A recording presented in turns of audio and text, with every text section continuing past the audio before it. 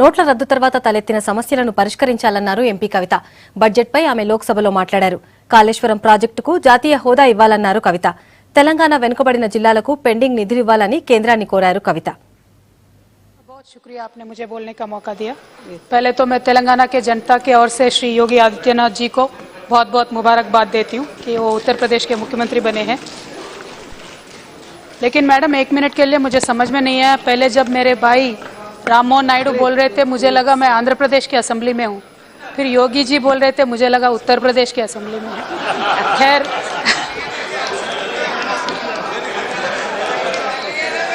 खैर जो भी है, हमारे अरुण जेटली जी को में एकता है ना, मैं कांग्रेचुलेट करना चाहती हूँ।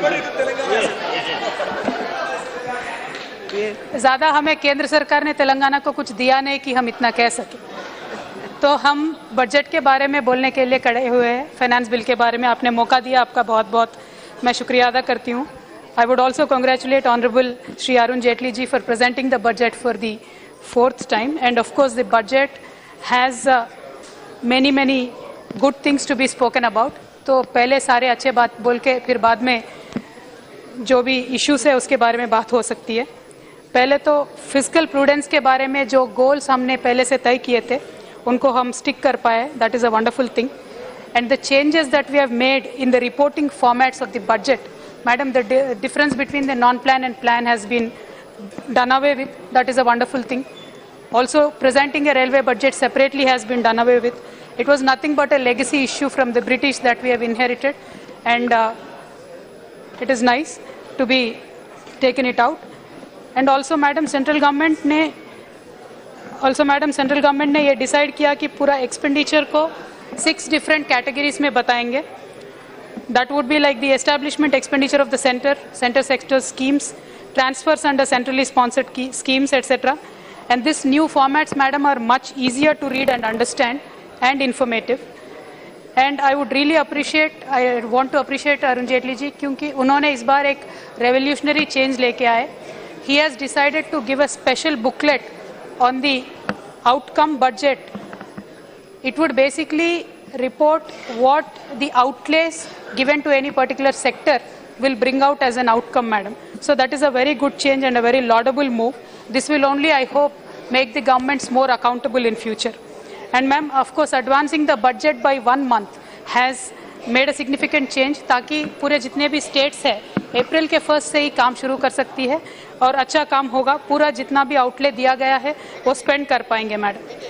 और of course there are 3 or 4 constraints which all of us are very carefully watching. I'm sure the finance minister is also, honorable minister is also watching them.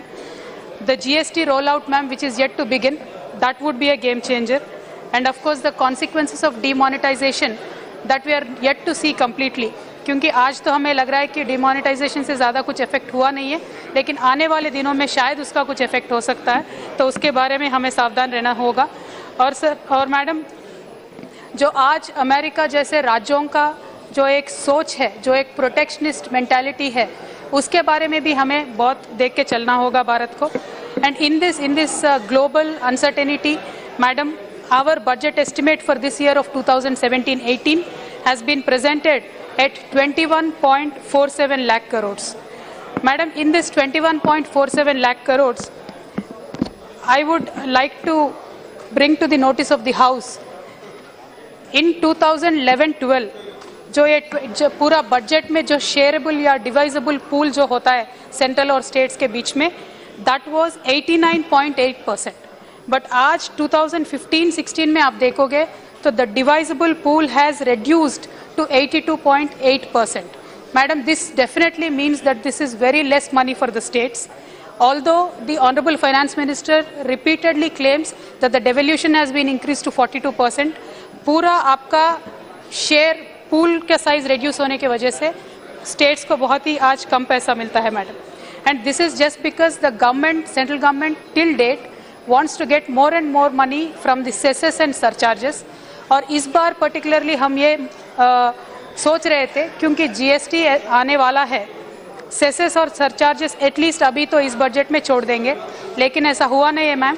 The cesses and surcharges are continuing, and with the GST to be rolled out in July, sir, I only hope this will be done away in future so that the state governments will have good money to spend for the public welfare.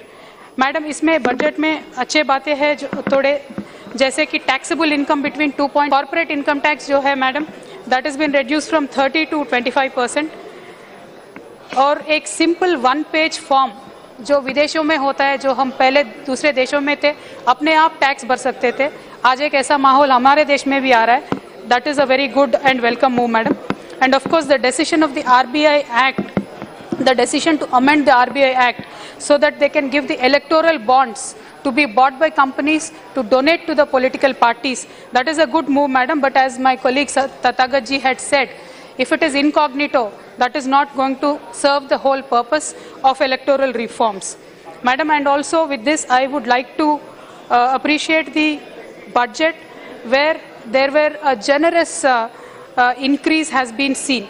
Particularly educational, higher education sector, madam, has seen an increase of 12.2% in the budget, which is wonderful.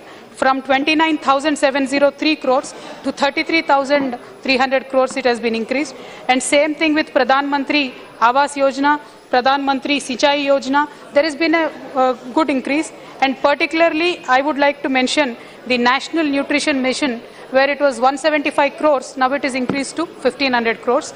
And maternity benefits program, which only used to get 634 crores, now gets 2,700 crores, madam.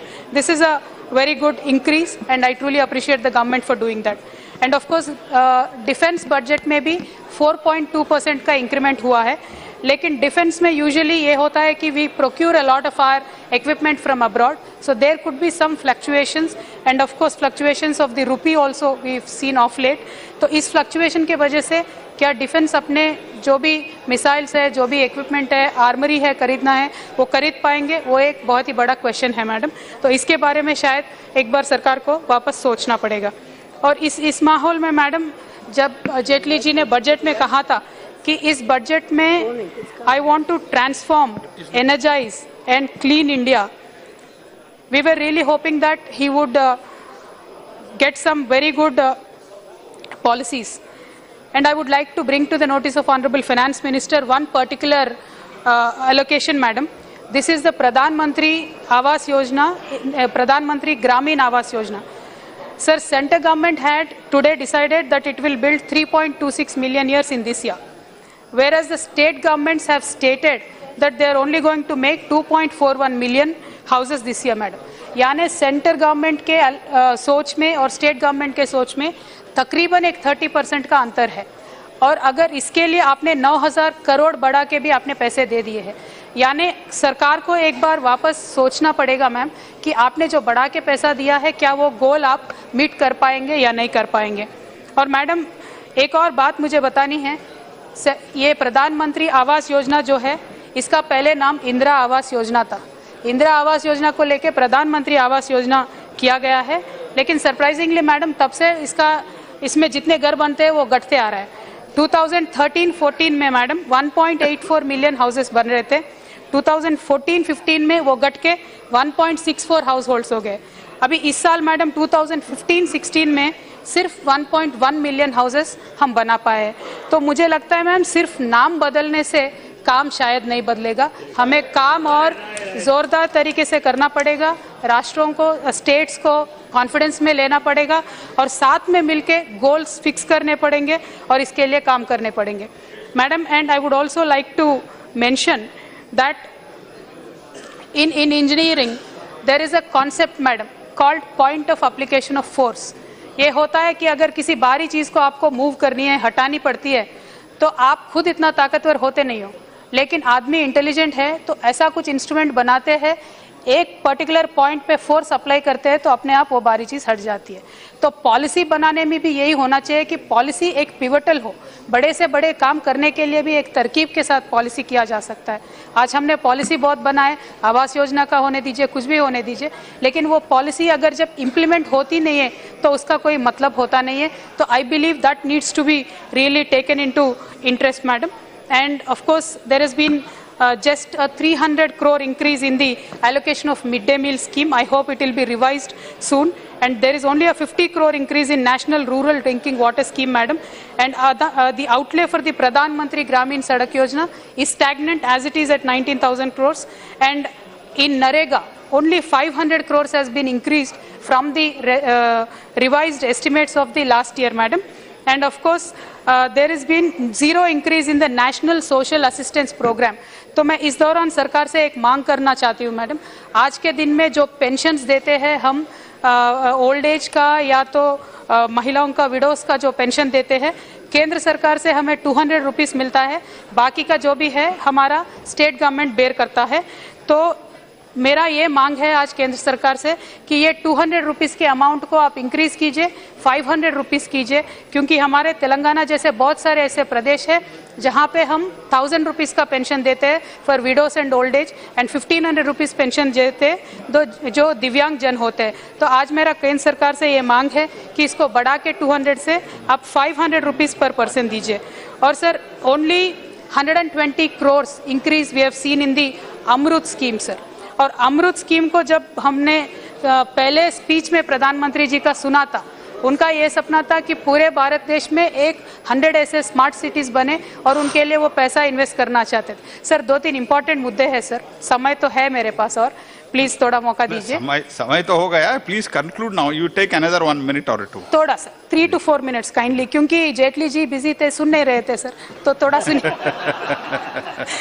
I am sorry sir. Amrut scheme के अंदर जो allocation increase हुआ है, it is only 500 crores sir, it is very menial and I don't believe that is enough to charge our economic growth of Indians which are our second and third tier cities sir.